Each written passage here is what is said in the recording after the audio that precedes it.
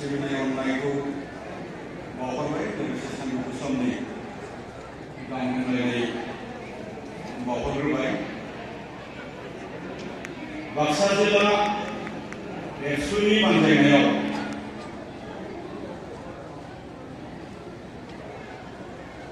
नैबे बरबयरि हालामनि जे बाथौसालियाव खुंफुंनाय जे देग्लायनि मेट्रिक आनजादाव उथ्रिसारनानै बाक्सा जिल्लानि सिङाव बांसिन नम्बर लानो हानायनिफ्राय साननानै जिथि मासियाव फैनाय फरायसाफोर बै फरायसाफोरखौ बरायनाय लोगोसे हायर सेकेन्डारि आनजाद आर्ट्स कमार्स आरो साइन्स बे मोनथामबो स्ट्रिमाव टप 10 बाक्सा जिल्लानि सिङाव आवग्रिनो हानाय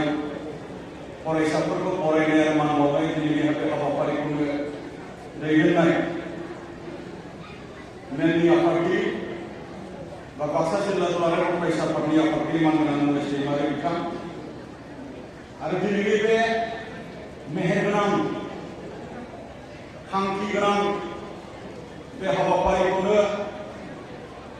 बेखेवगिरि आलासि महरै बिबुंथि लाखिलांनाय मिरु दुलाराय फरायसा आफादनिनो लोगो आफादगिरि मानगोनां रन्जन बसुमतारी बिथां आरो बे हाबाफारियावनो एसे सिगाङावसो जर'खा आलासि महरै हामलायनाय बायदि नुजाफैनो हानाय दुलाराय फरायसा आफादनि मोनसे समनि आफादगिरि मोनसे समनि एमपि आरो आथिखालनि आसामनि मन्त्रि मानिजाथाव ब्रह्म मानबेन्द्र बिथां आरो दिनैनि बे हाबाफारियाव फुंखा सुबुं महरै नुजाफैनो हानाय साहित्य बान्था मोनगिरि आरो क'क्राझार जिल्लानि सिङाव थानाय गसाइगावआव गंसे बिएड कलेज दं आरो बे बिएड कलेजनि प्रिन्सिपाल डक्टर अजित बर' मानगोनां बिथां आरो बे हाबाफारियावनो बाहागो लानो हानाय मिरु दुलाराय फरायसा आफादनि थुनलाइ नेहाथारि समित नार्जारी बिथां आरो बे हाबाफारियावनो बाहागो लानो हानाय दुलाराय फरायसा आफादनिनो लोगो हारिमु नेहाथारि मानगोनां कनिका बर' बिथां आरो बे हाबाफारियाव बाहागो लानो हानाय बाक्सा जिल्ला एबसुनि साफ्रोमबो दैदेनगिरि बिथांमोन बर' थुनलाइ आफादनि साफ्रोमबो मानिजाथाव दैदेनगिरि नोंथांमोन एबसुनि बारग'नाय दैदेनगिरि बिथांमोन गुबुन गुबुन कलेजनि प्रिन्सिपाल गुबुन गुबुन स्कुलनि प्रिन्सिपाल आरो हेडमास्टार सारमोन आरो दिनैनि बे हाबाफारियाव दिनै बरायजानो होननानै फैनाय आरो बरायनायखौ नाजावफैनाय आंनिबो अनजाथाव जाफुंसार जानाय फरायसा अनजालि नोंथांमोन आरो फरायसानि बिमा बिफा नोंथांमोन गुबुन गुबुन फरायसालिनिफ्राय सौफैनो हानाय फोरोंगुरु मानगोनां नोंथांमोन आरो दाब दाब जायगानि सौफैनो हानाय सिबिजाथाव रायजो राजा नोंथांमोन आरो गुबुन गुबुन फरायसालिनि फरायसा फरायसुलि साफ्रोमबो मानगोनां नोंथांमोन दा जायफोर फरायसाया देग्लाय बाक्सा जिल्लानि सिङाव मेट्रिक आनजादाव बर' मिडियाम फरायनानै जिथि मासि आवग्रिनो हाबाय बै बिथां फरायसामोनहानो सेन्ट्रेल एबसुआनो सायख'यो जिथि मासि आरो कमल कुमार ब्रह्म देरहासार बान्था होयो बाक्सा जिल्लानिफ्रायनो गासै 8 सा आवग्रिनो हादों बे एबसुनि सायख'नायावबो बेनि थाखाय गासै बाक्सा जिल्लानिसिम फरायसाफोरनिसिम आखाइ खबनानै होनो थाखाय आं गासैखौबो खावलायबाय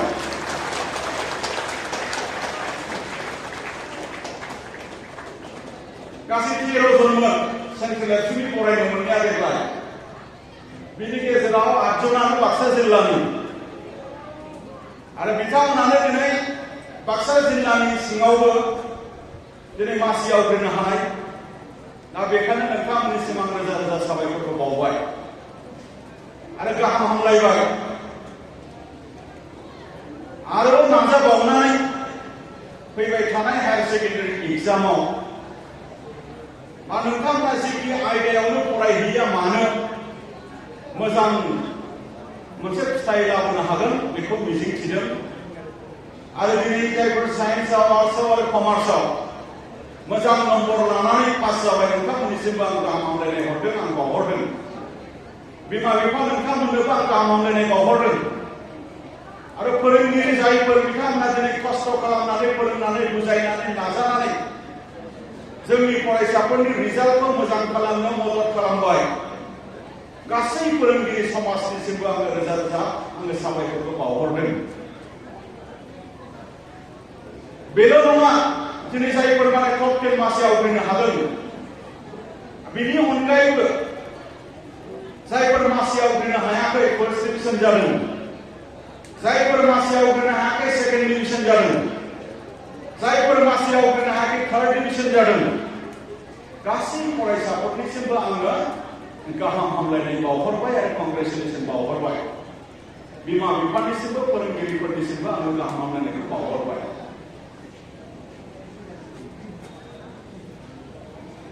दहाय मानगोनां खबरा ब्रह्म बिथाङा मोनसे गोनांथार बाथ्राखौ बुंदों आरो जे बाथ्राखौ बिथाङा बुंदों आरो देग्लायनि जेसेबां बरायनाय हाबाफारियाव बाहागो लादों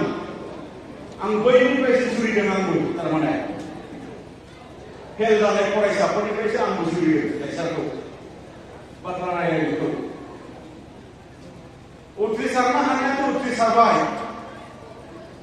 फेल जाग्राफोरखौ जों खबर लानो बावोब्ला जानाय नङा फेल जाग्राफ्राबो ओरैनो फेल जायाखै नङा होनबा गोबां खारन दङ हय क्लासाव मोजां थाङामोन हय फोरोंगिरि थिननायखौ खोथाखौ मानियामोन हय बिमा बिफानि खोथाखौ मानियामोन हय सोरबाया लोमजानानै परिखा होनो हायाखै हय सोरबाया न'आव असुबिदा जादोंमोन बिनि थाखाय माने एग्जाम होनो हायाखै आरो थांनाय समाव लकडाउनजों क्लास 9आवबो मोजां क्लास मोनासै क्लास 10आवबो मोजां क्लास मोनासै बेफोर गासैबो समस्याफोरनि थाखाय हयथ' माखासेया फेल जादों नंगौना नङा दा बाथ्रा बे नङा जे जायफोर फेल जाबाय बिसोर आरो फैबाय थानाय आनजादखौ आरो पास जानो हानाय नंला बेखौ माब्लाबाबो दासान आरो जोङो बैसोरखौसो बांसिन मदद खालामनांगोन आरो हेफाजाब खालामनांगोन दहाय मानगोनां मन्थ्रि बिथाङा बुंलांदों आरो जोंबो एबसुआ बे बाथ्राखौनो नोजोर होनानै सिरियास जादों जे बै बिथांमोनखौ लानानै जोङो आलादा मोनसे हाबाफारि लानांगोन आं दिनै बाक्सा जिल्लानि एबसुखौ दिनैनि बे गेवलांनायनि गेजेरजों खावलायलांनो लुबैदों जायफोर फेल जानाय एग्जाम होफिनगोन बै बिथांमोनखौ लानानै आनसलिक लेभेलाव हायोना प्राइमारि लेभेलाव हायोना डिस्ट्रिक्ट लेभेलाव हायोना जन मोनसे खालामनानै हायो बै बिथांमोनजों मटिभेशनेल प्रग्राम काउन्सिलिं प्रग्राम बा बै बिथांमोननो स्पेशल कचिं प्रग्राम नैबेबायदिखौ जों खालामथारनांगोन नङाब्ला बै फेल जानाय फरायसाफोरा डास्टबिनाव गारजानाय नङा डास्टबिनाव गारनांसिगोन नामा बिथांमोनखौ बिथांमोना सोलिला बिथांमोना आरो बाहायजानाय नंला बिथांमोना फेल जाजोबखानायसो खामानि गैला बेबायदि नामा बेबायदिथ' नङा बेबायदि नामा दिनै बाक्सा जिल्लानि सिङावबो 1386 आंना अंकआ जुदि भुल जायाखैब्ला 96 बाक्सा जिल्लानि सिङावबो 1396 फेल जानाय दङ पास जादों 2929 नङा होनबा पास जानाया बाक्सा जिल्लानि सिङाव फार्स्ट डिप सेकेन्ड डिप आरो थार्ड डिपखौ लानानै अब्ला नोङो फेल जाग्रानि अनजिमायाबो गोबां दङ दा बेखायनो बै बिथांमोनखौबो जोङो जोथोन लानांगोन बै बिथांमोनखौबो जोङो लोगो हमनांगोन आरो बै बिथांमोनखौबो जोङो सावरायनांगोन दिनै बेवहाय थार्ड डिभिजन पास जानाय फरायसाफ्रा फैगोन ना फैयाखै दङ ना दङ नामा देलाय दङबा आखाइ थिखोलाय थार्ड डिभिजन पास जानाय दं नामा बेवहाय दङब्ला आखाइ दिखोनो लाजिनो नाङा दे मिथिबाय दङब्ला आखाइ दैखांनो लाजिनो नाङा मेट्रिकआवहाय 3rd डिभिजन पास जानाय सासे फरायसाया सिभिल सार्भिस आनजाद पास जानाय दङ बेखायनो लाजिनो गोनां गैया आरो मेट्रिकआव जेनेबा स्टेन्ड मोननाया बांद्राय आंनो रोंखाजोबो अभार कनफिडेन्ट जानानै हायार सेकेन्डारियाव फेल जानाय गोबां दं मिथिबायना हायार सेकेन्डारियाव फेल जानाय गोबां दं दा बेखायनो सोरबाया 3rd डिभिजन मोनदों बेखौ लानानै लाजिनो गोनां गैया सोरबा 2nd डिभिजन मोननाय दं नामा बहाय दङ ना लेंहरखायाखै 2nd डिभिजन मोनग्राफोरखौ 3rd डिभिजन मोनग्राफोरखौ लेंहरखायाखै दा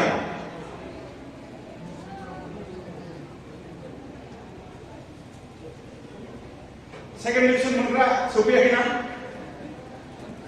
दानिया आङो मोनसे माने सोंहरबावनो लुबैबाय फैगोन बोसोराव मेट्रिक होनो लानाय फरायसाफोर क्लास 10 नि गुबुन गुबुन फरायसालिनिफ्राय सौफैनाय क्लास 10 नि अनलि क्लास 10 देलाय अननानै खनसे गसंलाय क्लास 10 आखाइ खबना होनो थाखाय आं खावलायबाय बिथांमोननो नोंथांमोना क्लास 10 नि ना फरायसाफ्रा क्लास 10 नि फोरोंगिरिखौ खोनानाय नङाथ' क्लास 10 नि नामा औ होनलाय क्लास 10 नि क्लास 10 नि गोजोननाय थाबाय जिरायदो क्लास 9 नि दङ नामा क्लास 9 नि दं क्लास 9 नि जेला अननानै गसंलाय हिन्जावसाफोराबो हौवासाफोराबो क्लास 9 गुबुन गुबुन स्कुलनि नङा होनबा ना गंसे स्कुलनिल' गुबुन गुबुन स्कुलनि खोनाया क्लास 9 नि क्लास 9 नि देलाय होसिख्रावलाय बेसेबां होसिख्रावनाय क्लास 9 नि देलाय गोसो जानाय होसिख्रावलाय माबायदि होसिख्रावनो देलाय मोनसे गोग्गोम होसिख्रावलाय दहायना माथो जि रायलायबाय थादों दाना होसिख्रावनो होबाय होसिख्रावा देलाय खनसे होसिख्रावलाय देलाय बरमायाव खोनाहैनाय जों क्लास 9 नि होनना बुंहरलाय गोजोननाय थाबाय जिरायदो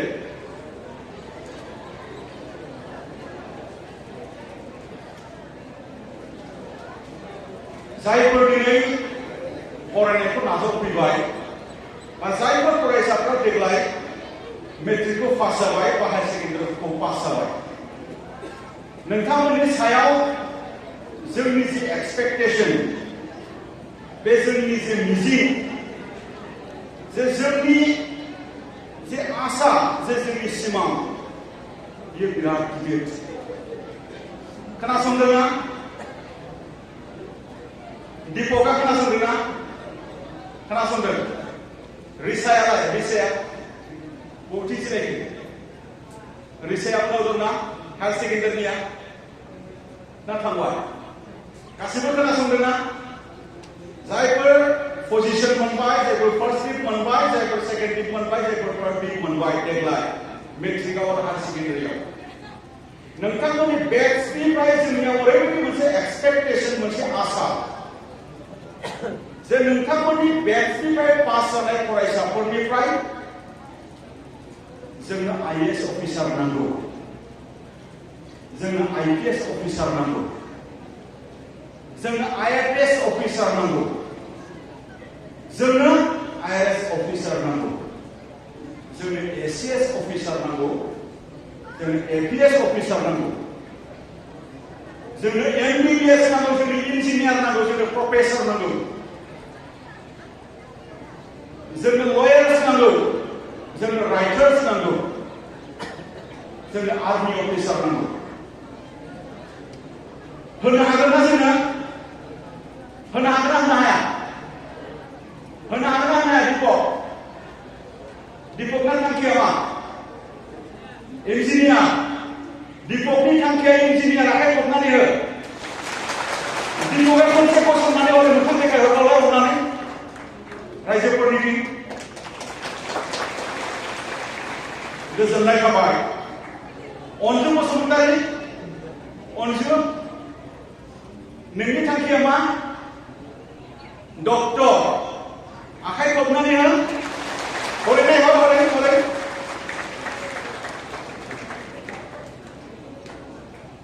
जोंनो डक्टर नांगोन जोंनो इन्जिनियार नांगोन जोंनो सिभिल सार्भेन्ट नांगोन आरो जायफोर सेकेन्ड डिभिजन मोनदों बिथांमोनाबो जानो हायो दिनै नोंथांमोना साननो नाङा आं बर' मिडियाम फरायनानै फैनानै हानाय नङा आं भेन्सार स्कुलनिफ्राय फैनानै आं हानाय नङा बिदि सानो नामा बर' मिडियाम फरायनानै 97% मोनखो जुदि हायाबा दिपकआ नङा मानो मोनखो बर'नि जि पार्सेन्टेज लानानै पास जानाय मेट्रिक रेकर्डखौनो ब्रेक खालामदों हाइएस्ट मोनदों 97 बिनि सिगाङाव रावबो बेसेबां मोनाखै होसोबाय थादों टप 10 खौ सेबानिखौ मोनहां जादों नङा होनबा आरो बर' मिडियामनिफ्राय मोनफेरनो हायाखै बेबो नङा बिबुंसार बसुमतारिया मोनखांबाय नङा होनबा टप 10 आव आसामनियाव बिबुंसार बसुमतारिया मोनखांबाय आरो बर' मिडियाम फरायनानै एसएस अफिसार जानायबो गोबां दं आं सानैसोनि नाम लानो लुबैयो दिनै बिटिआरनि सेक्रेटारियेट दङ बेवहाय सासे सिनियर एसएस अफिसार दङ जाय बिथांनि मुङा नरेन चन्द्र बसुमतारि बिथाङा बिजनीनि उलुबारि साखाथिनि दावराइबारि होननाय गामिनि एलपि स्कुलनिफ्राय फैनाय साखाथिनि हाई स्कुलनिफ्राय फैनाय बर' मिडियामजों फैनानै एसएस अफिसार बेल' नङा आरो अनसुला गोरा बसुमतारि बिथाङाबो बिजनीनि बिथाङाबो एसएस अफिसार आरो नोंथांमोननि नागिरजुलि ब्लकआव भिडिअ जानानै दं सासे बिथाङा एपीएससी आनजादखौ पास जानानै Assam land and revenue service बेखौ मोननो हादों बिथाङा दिनै बिथाङा नागिरजुलि ब्लकनि दिनै भिडिअ जादों ब्लक डेभेलपमेन्ट अफिसार बिथाङा क'क्राझारनि बिथांनि फरायनाय स्कुला भेन्सारमोन बिथांनि फरायनाय बिजोङा मा बर' मिडियाम आरो बिथाङाथ' गावखौ मेट्रिकखौ 3rd डिभिजन हिसाबैसो पास जादों होननानै गाव बुंनानै फोरमायबावदों रायजोफोरनो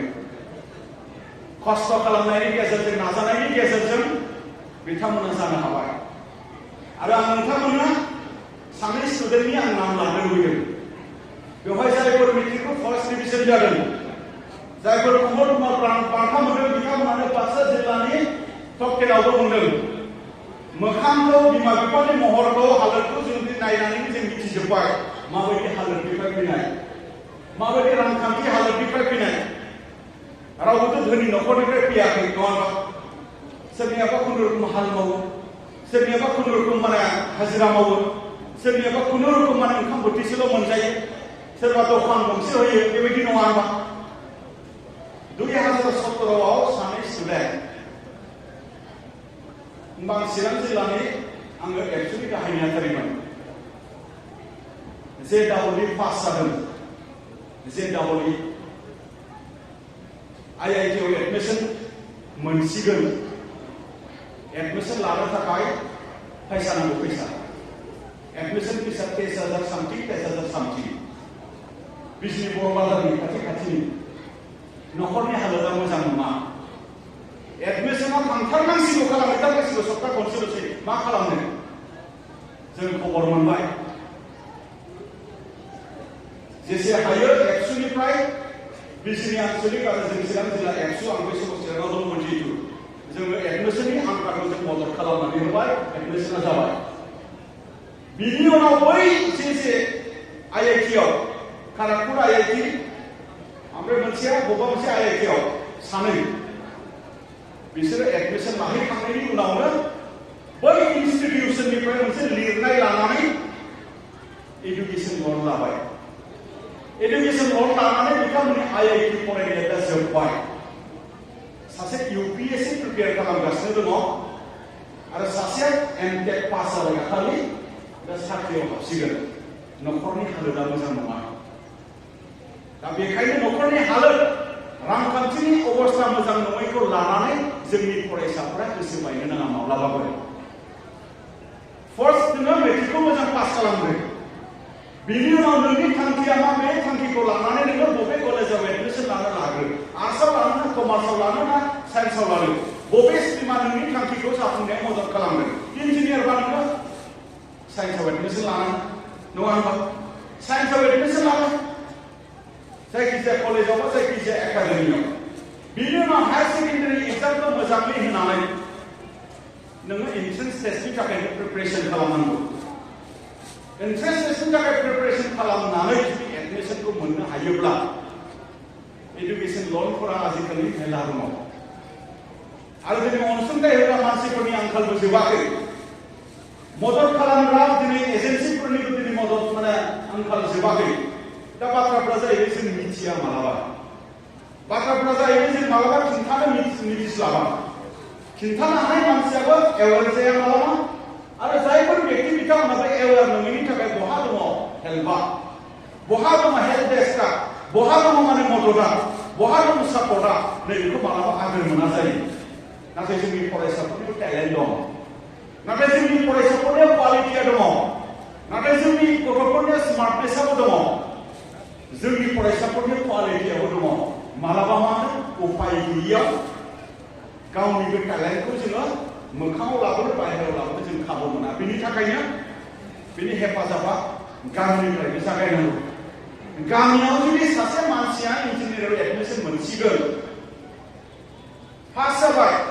एडमिसननि थाखाय एसे नांगौ, गामिनि रायजो राजाफोराबो हेफाजाब खालामनो हायो नङा होनबा, आरो गामिनि रायजो राजानि हेफाजाबजों जुदि बे इन्जिनियारिं एडमिसनखौ मोननाय सासे फरायसाया इन्जिनियार जाखांनायनि उनाव निश्चय बेखौथ' गामिखौ मदद खालामगोन, सोरखौबा बेयो मदद खालामगोन, सोरबा गोरिब गथ'खौ बेखौ मदद खालामगोन इयुनाव, नंगौना नङा? दा बेखायनो जोंनि गामिनिफ्राय न'खरनिफ्रायबो जों मदद खालामलायनांगोन। दा बेखौनो जोङो दुलाराय बर' फरायसाफोरा जोङो थोंजों हायाब्लाबो जोङो खेंसालियायै जोंनि फरायसाफोरखौ बोरै थुलुंगा होनो, थोंजोङै हायनो खेंसालियायै थुलुंगा होनो आरो थोंजोङै हायनो खेंसालियायै जों फरायसाफोरखौ मदद खालामनो, बे बाथ्राखौ जोङो दिनै रायज्लायबाय थादों। दा बेखायनो दिनै सरकारफोरनियावबो माखासे मोजां मोजां पलिसिफोर फैबाय थादों। बै पलिसिफोरखौ जोङो एसे स्कप लानांगोन आरो दिनै बेखायनो जोंनि फरायसाफोरा आं दहाय बुंदों जे देग्लायनि मेट्रिक पास जानाय आरो हायार सेकेन्डारि पास जानाय नोंथांमोननिफ्राय जोंहा बिराद मोनसे मिजिं आरो हास्थायनाय दं। जोंनि एक्सपेक्टेसन बेखौ नोंथांमोना फुरा खालामनांगोन। जोंनि कमल कुमार ब्रह्म एवार्डनि बान्था मोननाय आं सानै नाम लानो लुबैदों बाक्सानिनो। जिबि ब्रह्म होननाय बिथाङा तामुलपुरनि 2010आव कमल कुमार ब्रह्म बान्था देरहासार जानो हादोंमोन, बिथाङा दा MBBS पास जाबाय। डक्टर जिबि ब्रह्म, कमल कुमार ब्रह्म देरहासार बान्था मोननो हानाय। आरो बेबायदिनो बेनाबो भेन्सारमोन। दा बेखायनो जायफोर फरायजानो मोनदों गोसोआव लाखा, फरायदों ओरैनो फरायाखै जों, ओरैनो फरायाखै जोङो, थारमाने जोंनो माबा मोनसे नांफिनगौ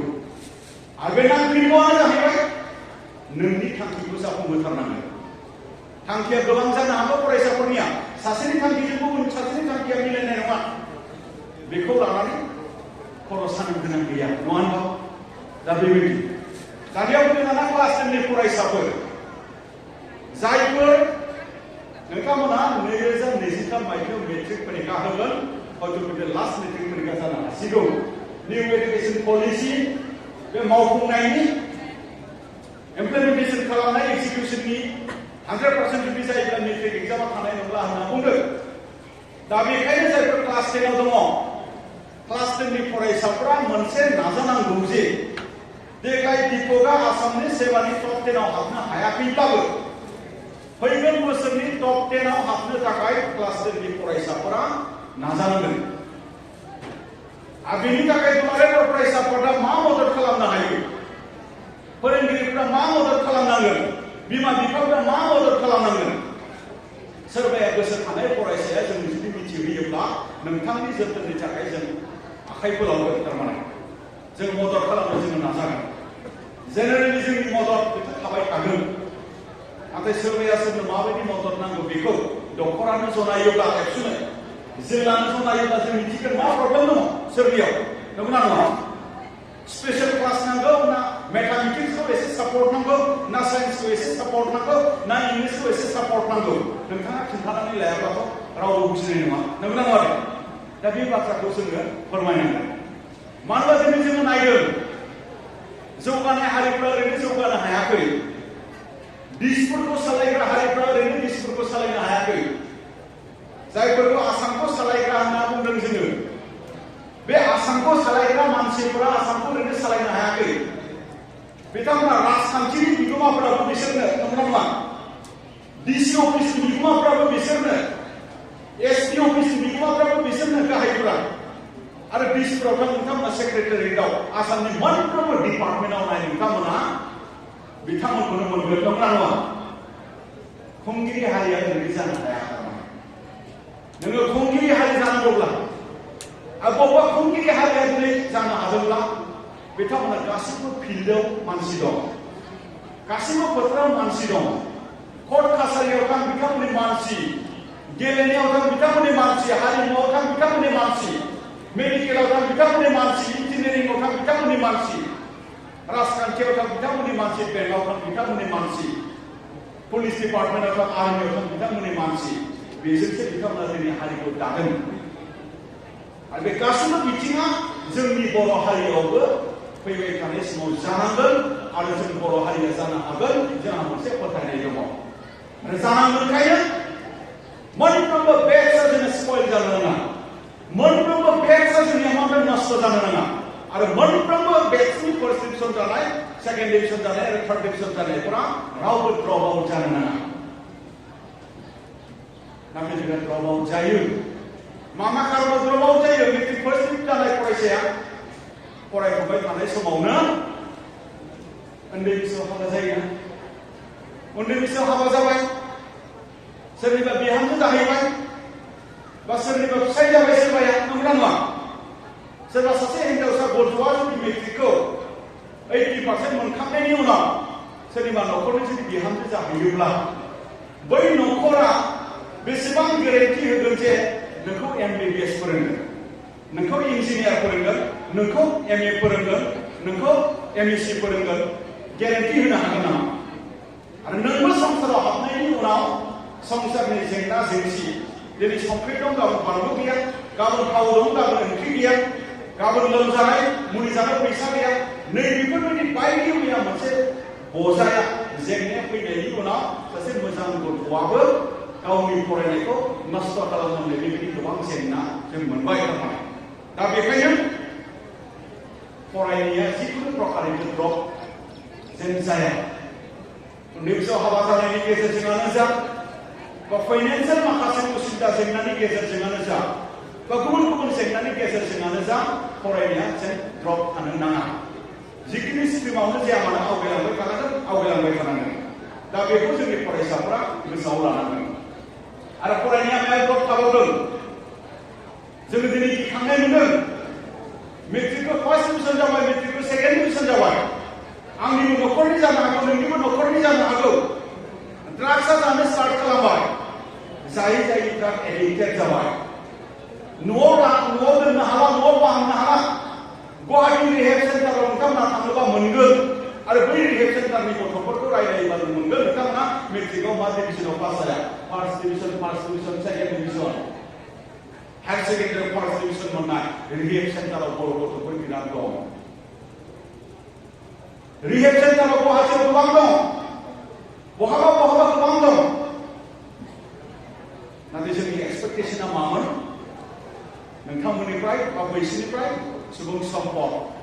जोंनो नांगौमोन दा बिदिजों मा जाबाय बै फरायसाफोरनि फरायनाया नस्थ' जाबाय फरायनायफोर नस्थ' जानाय नङा सोरनाबा जिउआबो गोमाबाय नंगौना नङा सोरनाबा जिउआबो गोमाबाय जेन बेबायदि जाया आरोबाव दिनै मा दं मेट्रिक पास जाबाय न'खरनि हालोदखौ मिथिया बा न'खरनि हालोदा दङब्लाबो गावनि फरायनाय फारसे बांद्राय खेल लानो रोङासै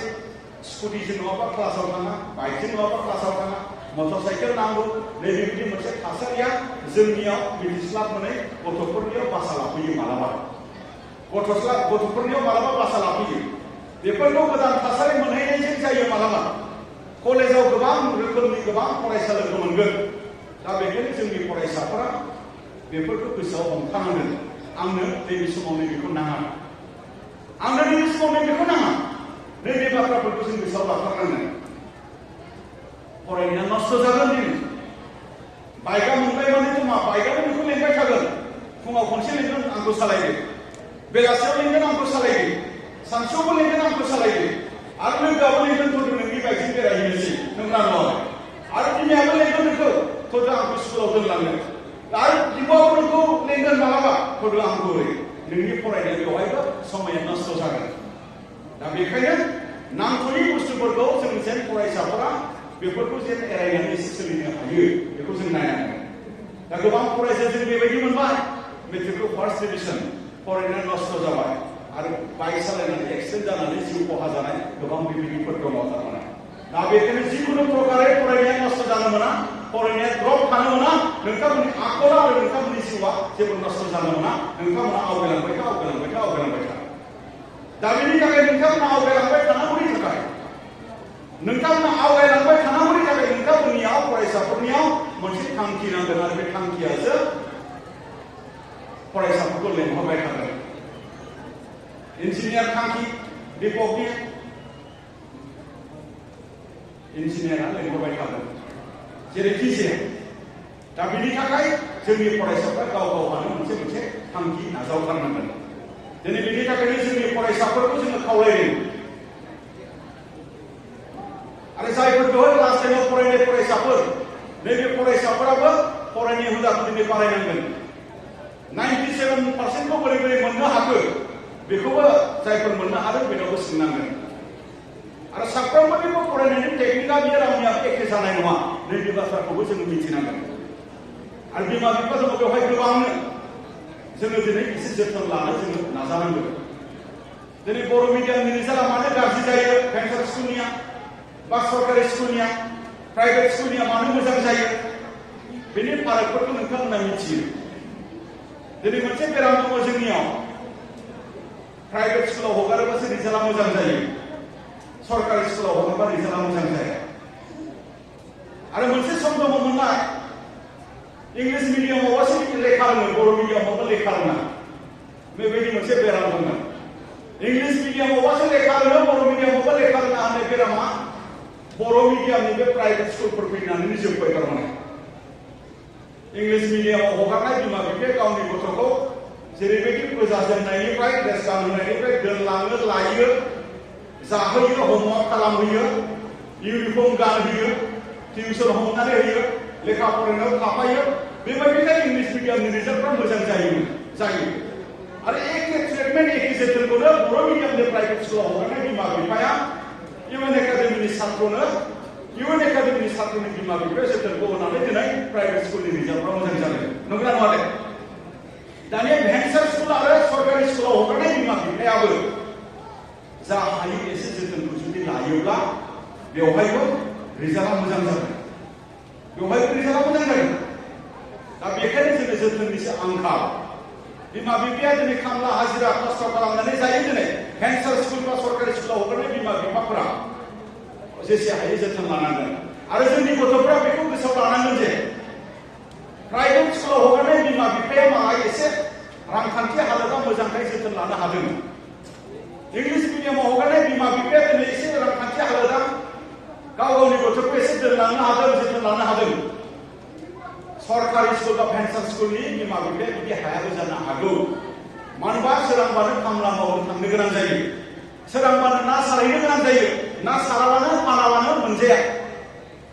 नै दा थास' बिबार खानायनि सम थास' बिबार खानानै फानाबानो ओंखाम बोथिसे मोनजाया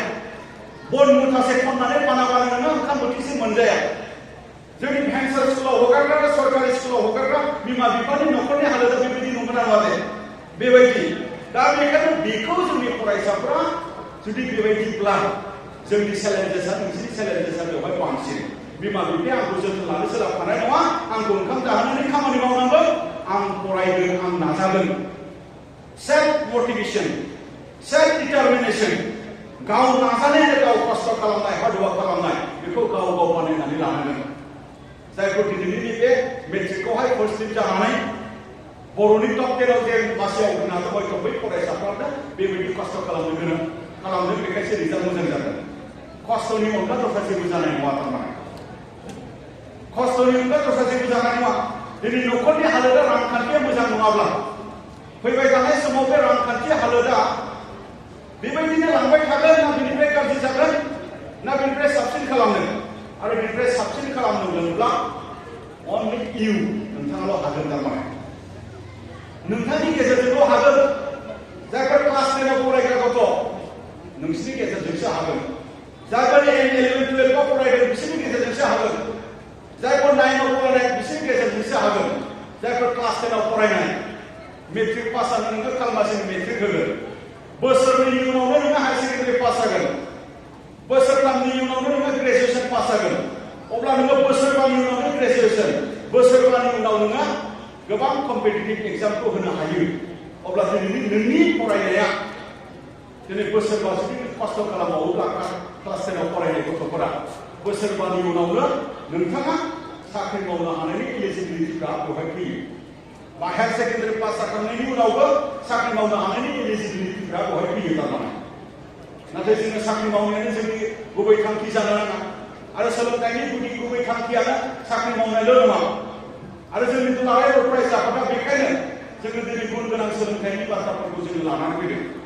जों जे सोलोंथाइ लागोन जे जोङो फरायसाफोरनो जे सोलोंथाइ होगोन बे गुन गोनां जाथारनांगोन गुन गोनां जुदि जायोब्ला दाम मोनगोन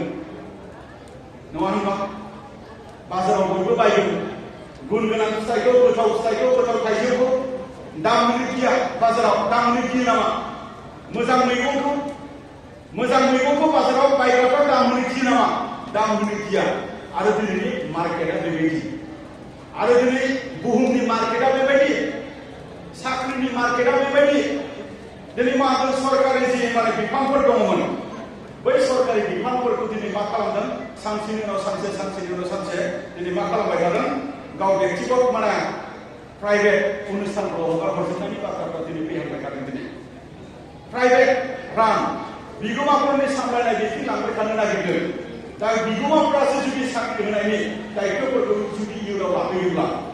प्राइभेट कम्पानिफोरासो जुदि साख्रि होनायनि माने दायित्वफोरखौ उनाव जुदि मोनहैजोबोब्ला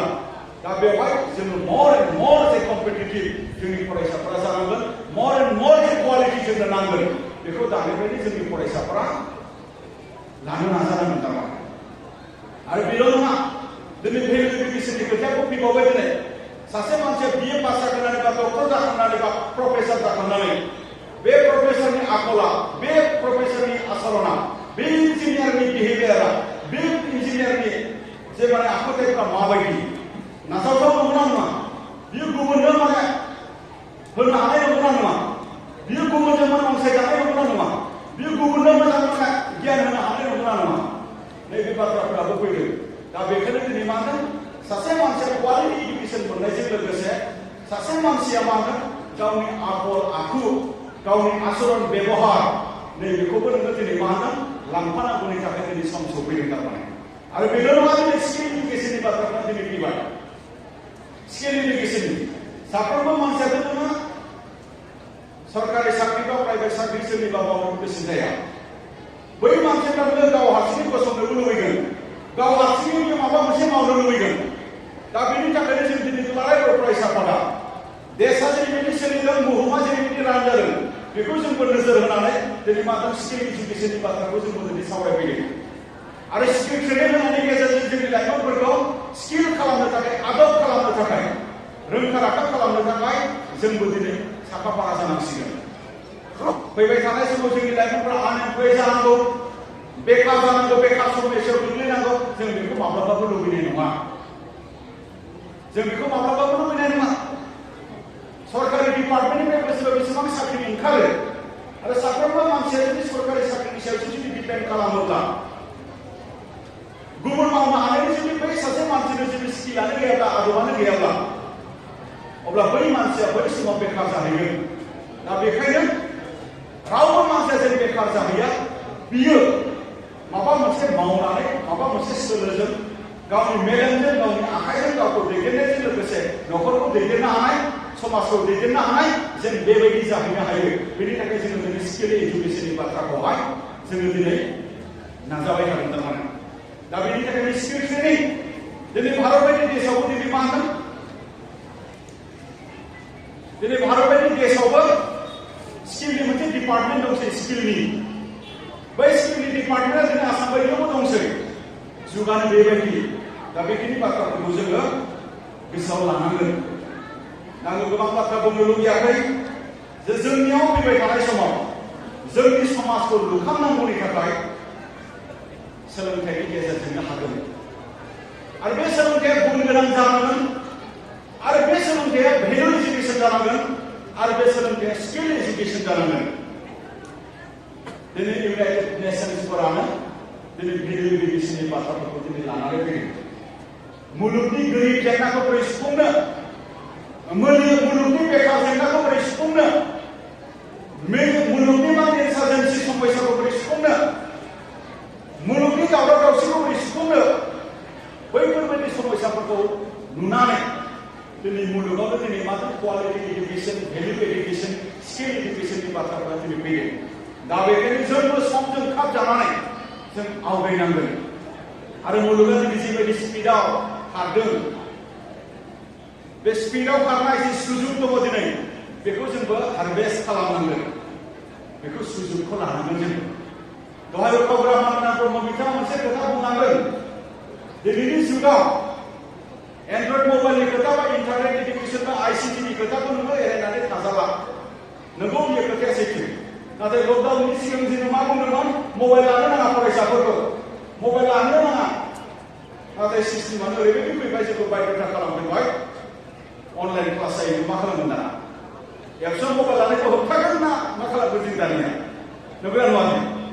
नैबेबायदि मोनसे अकवार्ड मोनसे माबायाव फैयो आरो थारमाने जोंबो धर्म सम्पदाव गोग्लैफैदों दा न'डाउट बेखायनो दिनै मबाइलखौ बाहायदोंब्लाबो फरायसाफोरखौ बे समाव खावलायनो लुबैगोन नोंथांनि एन्ड्रइड मबाइल नोंथांनि अनलाइन क्लास लानो थाखाय मबाइल लानो लेपटपा जों मिसइउज जाया मबाइलाथ' मा जेरावबो बाहायजायो गाज्रियावबो मोजाङावबो नङा बे मबाइलखौनो मालाय बिजनेसाव बाहायनानै क्रर क्रर खामायदों बे इन्टारनेटखौनो गुगोलखौनो बाहायनानै मालाय क्रर क्रर खामायदों मिलियन खामायदों नंगौना नङा आरो बे एखे मबाइल आरो बे इन्टारनेटखौनो बाहायनानै जों जुदि गावनि केरेक्टारासो नस्थ' जायोबा गावनि फरायनायासो नस्थ' जायोबा बिदिबाथ' जानाय नङा नंगौना नङा जोङो बाथ्रा दाख्लै जोङो मोनबोबायना बिगियाना सावना बोर जों मोनबोदों ना मोनबोआखै स्कुलफ्राव होयोना बिगियाना सावना बोर सोरबाया बोर होननानै लायो सोरबाया साव होननानै लायो आरो दिनैनि जुगाव बिगियानखौ बोर होननानै नाजावनानै लानानै बे बिगियानखौ गावनि थाखाय बाहायनो हाग्राफोरासो साक्सेस जादों थारमाने आरो बिगियाना साव होननानै जायफोर बिगियाननि गोदान गोदान दिहुनथाय आरो गोदान गोदान आइडिया बै आइडियाफोरखौनो जुदि नोङो एरायनानै जुदि थादोंब्ला जानाय नङा नंगौना नङा दिनैनि जुगा मा जादों खाना मानसिनि मेगन होनो हानाय जादों दिनैनि जुगा थाइनैबो मेगना नुवा थाइनैबो मेगना नुवा बे मेगन थाइनैखौ गारनानै गुबुननि मेगन थाइनै लाबोनानै नोंखौ मेगन नुहोनो हानाय दिनैनि जुगा बेबायदि नोंनि लिभारा नस्थ' जाबाय नों थैनोसै गुबुननि एसे लिभार लाबोनानै नोंखौ फोथांनो हानाय जाबाय नोंनि किडनिया गाज्रि जाबाय गुबुननि किडनि लाबोनानै नोंखौ फोथांनो हानाय जाबाय बिगियाना बेबायदि दिनै आरो दुबाइनि खोथा मिथिगौ ना नोंथांमोना दुबाइयाव नेचारेल अखा हाया थारमाने दुबाइयाव साइन्टिस्टफोरा मा खालामो आर्टिफिशियेल जोमै खालामनानै आर्टिफिशियेल दुबाइयाव अखा हाहोयो बिगियाननिबो खोनाफेरबायमोन दीपक साइन्सआ बेबायदि दा ओंखायनो जोंनोबो बेबायदि नांगोन दिनै बेबायदि नांगोन हा सिङाव बबेहाय मा दं बेखौबो नागिरगोन अख्राङाव दिनै मा दं बेखौबो नागिरगोन दै सिङाव मा दं बेखौबो नागिरगोन आबिष्कार मालाय दिहुनखांनायनि उनल' थांबाबो जानाय नङा दा बेयो सोरनि गेजेरजों जागोन आंजोंथ' जाला बियो आंनि आफाजोंथ' जाला बियो सोरजों जायफोर दिनै साइन्सआव एडमिसन लादों बिसोरजोंसो जागोन डक्टर जानांगौ जायफोर दिनै साइन्सआव एडमिसन लादों बिसोरजोंसो जागोन मेनेजमेन्टनि बाथ्रा दिनैनि कमार्सआव फरायनाय बिसोरनिसो जागोन सिभिल सार्भिसनि बाथ्रा जायखिजाया स्ट्रिमाव फरायनाय बिसोरनिसो जागोन आरो बेखौबो साननो मोजां जे नोङो आर्ट्सआव फरायबाल' जागोन साइन्सआव फरायबाल' जागोन कमार्सआव फरायबाल' जागोन बेबो नङा थारमाने माखासे कम्पिटिटिभ एग्जाम दङ गासैबो स्ट्रिमा एलाउ जेरै सिभिल सार्भिस UPSC नि खोथा नङा होनबा आरो UPSC नि खोथाखौ जुदि जों रायलायोब्ला भाषाखौ लानानै जों हानाय नङा नामा बेखौ माब्लाबाबो जासान थारमाने दाखालि क'क्राझारनि SP आ मोनसे खोथा होनदों क'क्राझारनि SP आ माराठी नालाय क'क्राझारनि SP नि एडुकेसन बेकग्राउन्ड मेट्रिक पास जानाया माराठी मिडियाम जेब्ला बे UPSC आनजाद होदों UPSC प्रिलिमखौ पास जाबाय UPSC माने मेन्सखौ पास जाबाय बिनि उनाव पार्सनेल इन्टारभिउ थायोना लास्टआव पार्सनेल इन्टारभिउआव जायफोर माने सेकेन्ड लेंगुवेज जोंनि बर' रावाबो सेकेन्ड लेंगुवेज जितु कन्स्टिटिउसन लेंगुवेज माराठी रावाबो गावनिया माने माराठी लेंगुवेजमोन बियो गावो माराठी रावजोंनो रायलायनानै बे पार्सनेल इन्टारभिउखौ होदों बैहाय मा थादों मालाय ट्रान्सलेटर थादों जोंनि फरायसाफ्राबो बर' मिडियाम फरायनानै फैदोंब्लाबो हिन्दी नोङो बै समाव सुद्ध रोङाब्लाबो इंलिस नोङो बै समाव प्रपार रोङाब्लाबो बर'जों रायलायोब्लाबो नोंनि UPSC आनजादाव नोंनि पार्सनेल इन्टारभिउखौ नों होनो हागोन बेवहाय मालाय ट्रान्सलेटर थागोन बेबायदि सुजुग दिनै बेबायदि सुजुग मिथिबायना दा बेखायनो जोंनि लाइमोनफोरा जोंनि सम्पद जोंनि लाइमोनफोरा जोंनि इयुन आं बेखिनि मिजिंखौ लाखिनानै दिनै जोंनि साफ्रोमबो फरायसाफोरनो कंग्रेचुलेसन आं बावहरबावदों बिमा बिफाखौ आं साबायखर होबावदों आरो खस्थ' खालामबावदों अननानै देग्लाय मेट्रिक पास खालामबायबा पिअखौ खुनुरुखुम खस्थ' खालामबावदों पिअखौ पास जाखांनायनि उनाव IIT आव एडमिसन मोनहैयोब्ला एडुकेसन लनजोंनो इन्जिनियारिंखौ पास जागोन MBBS आव एडमिसन मोनहैयोबा एडुकेसन लनजोंनो पास जागोन देग्लाय मालाय साख्रि मावखांनानै मालाय सगोन नङा होनबा दा बेबायदि थारमाने आरो जायफोर BA फरायगोन जायफोर दिनै मा होनो हायार सेकेन्डारि आर्ट्सआव फरायगोन मोजाङै फरायदो दिनै मास्टार साख्रि मोननांगौबो ओरैनो जाला दिनै टेट होनो मोननांगौनि थाखाय DELED नांगौ BEd नांगौ नङा होनबा बेफोरबायदि दिनै SSC एग्जाम होनो मोननांगौनि थाखायबो जोङो दिनै मा होनो ग्रेजुवेट नांगौ ग्रेजुवेट लेभेलनिबा दा बेफोरबायदि आरो थारमाने दा बेखायनो आं गासैनिसिम आङो साबायखर बावबाय खस्थ' खालामनो नोंथांमोना गरम दिनावबाबो खोनासंदों फैबाय थानाय समाव जोङो गोबां बाथ्रा रायलायनांगौ थाबाय नोंथांमोननि बाक्साखौ लानानै जोंनि चिरां बायदियाव जों एग्जाम्पल होयो बाक्सानि फरायसाफोरा बाक्सानि बिमा बिफाफोरा बाक्सानि फोरोंगिरिफ्रा एसे कम्पिटिटिभ मोनसे जुजिलायनाय थासारिजों बाक्सायाव रिजाल्टखौ मोजां खालामो गुबुनारिफोरनि खाथियाव मिक्स थानानै जों बिदि रायलायदों माने चिरांफ्राव बेखायनो रिजाल्टआ मोजां जायो आरो बे कम्पिटिसन स्पिरिटखौ आरो बारायनांगोन दिनै नोंथांमोना बाक्सानि गलाय मोन्देर हारिनि गेजेरावल' माने कम्पिटिसन खालामनो हल आसामनि बाथ्रा हल माने जोंनि देशनि बाथ्राजों सानहरनानै कम्पिटिसनखौ खालामनांगोन आं गासैनिसिमबो साबायखर बावनानै आंनि बुंनायखौ आं एसेखौनो फोजोबबाय गोजोन्थों